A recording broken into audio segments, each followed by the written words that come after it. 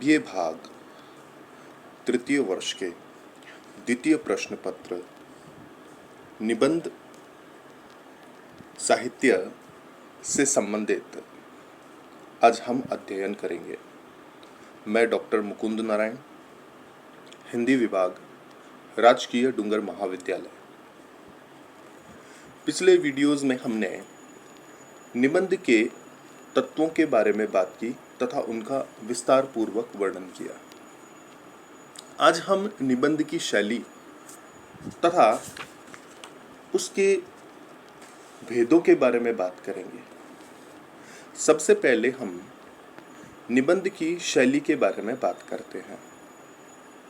रचना के बाह्य पक्ष से संबंध होने के कारण शैली पर कलात्मकता के अंतर्गत विचार किया जा सकता था, किंतु निबंध में उसके विशिष्ट महत्व को ध्यान में रखकर यहाँ उसके स्वरूप का स्वतंत्र विश्लेषण किया गया है।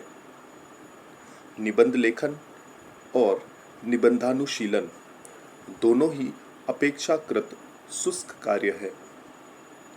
अतः निबंध लेखन का कर्तव्य है कि वह अपनी शैली को स्वाभाविक और सरस बनाने के प्रति सचेष्ट रहे।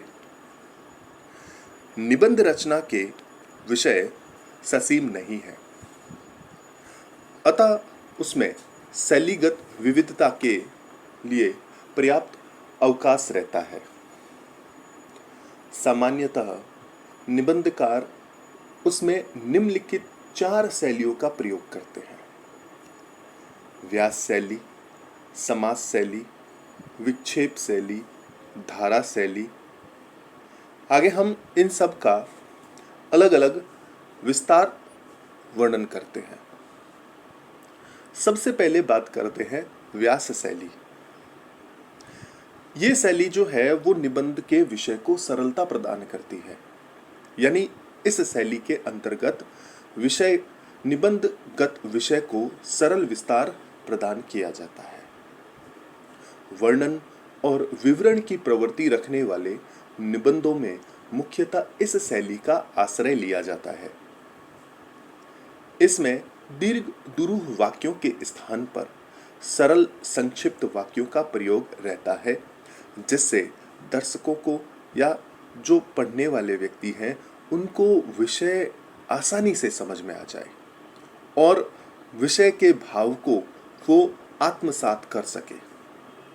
वाक्य संक्षेप के आश्रय से रचना में जटिलता का विधान इस शैली की प्रकृति के विरुद्ध है, यानी जो विषय की कठिनाई है उसको अत्यधिक सरल बना दिया जाता है और कुछ दुरूह वाक्य होते हैं उनका उपयोग नहीं किया जाता।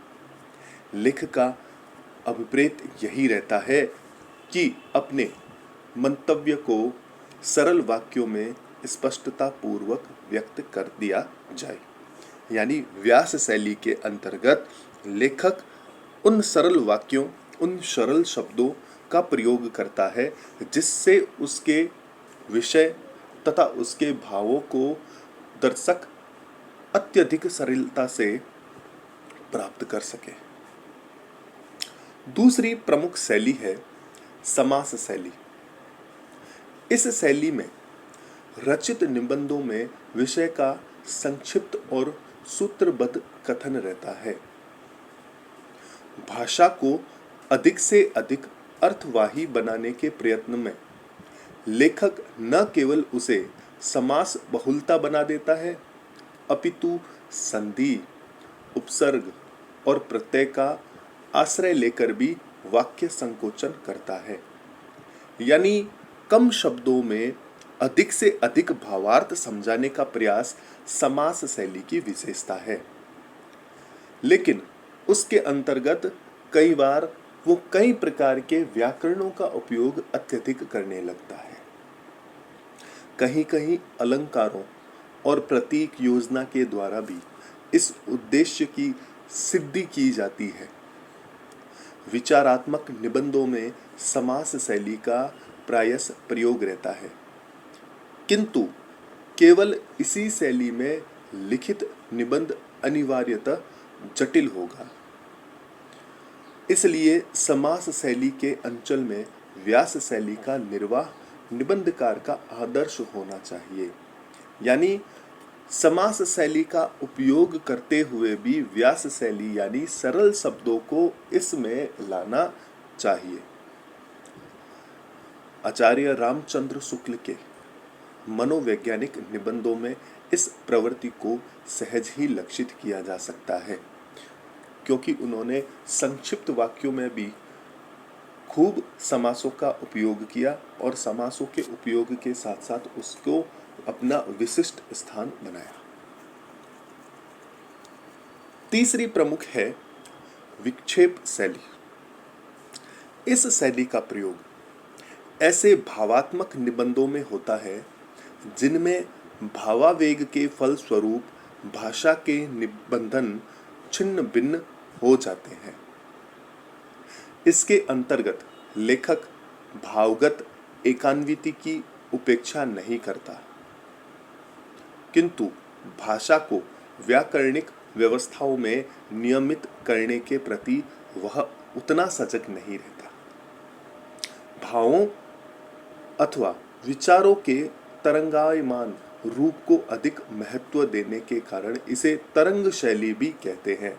सबसे महत्वपूर्ण बात क्या है, इसमें भाषा अथवा व्याकरण के जो विचार है उनको इतना महत्व नहीं दिया जाता जितना कि वो भावों को देते हैं, और इसी के कारण तरंग में लगातार प्रवाहबद्ध रूप जो है चलने के कारण इस शैली को तरंग शैली भी कहते हैं। इसी प्रकार इसका एक विकसित रूप प्रलाप शैली है, जिसके अंतर्गत निबंधकार आत्मलीन होकर कुछ बहके बहके से भाव व्यक्त करने लगता है। विक्षेप शैली के उदाहरण हम श्री माखनलाल चतुर्वेदी के निबंध को उपयोग में ले सकते हैं। यानी इस शैली को भाव जो है वो व्यक्त करने में एक धारा मिल जाती है, और धारा मिलने के कारण वह समासों को या कुछ व्याकरणीय नियमों को अथवा भाषा की शैली को वो कई बार जो है वो अस्पष्ट रूप से प्रयोग कर सकता है। अगली शैली है धारा शैली। हमने 3 शैलियों के बारे में बात की, व्यास शैली, दूसरी समास शैली और तीसरी विक्षेप शैली। चौथी जो शैली है उसका नाम है धारा शैली। धारा नाम से हमें पता चलता है कि इसमें निबंधकार जो है वो क्या करता है, तारतम्यता या लगातार प्रवाह जो है उसका निरूपण करता है। तो इस शैली के माध्यम से निबंधकार अपनी रचना में तन्मयता अथवा तारतम्य की विशिष्ट योजना करता है। विषय का भावपूर्ण निरूपण इसकी विशेषता है। अतः भावावेग की सरस प्रवाहमयी अभिव्यंजना इसमें अनिवार्यतः मुखरित रहती है। इस शैली का समावेश भावात्मक निबंधों अथवा गद्य काव्य में होता है। धारा शैली के अंतर्गत लिखित निबंधों में साधारणीकरण के लिए भी अधिक संभावनाएं रहती है, क्योंकि प्रवाह और प्रभाव दोनों की दृष्टि से अप्रतिम होते हैं। इसके कई उदाहरण स्पष्ट हैं। हिंदी के अध्यापक या हिंदी में अध्यापक पूर्ण सिंह, गुलाब राय और वियोगी हरि ने इस शैली में कतिपय सुंदर निबंधों की रचना की है।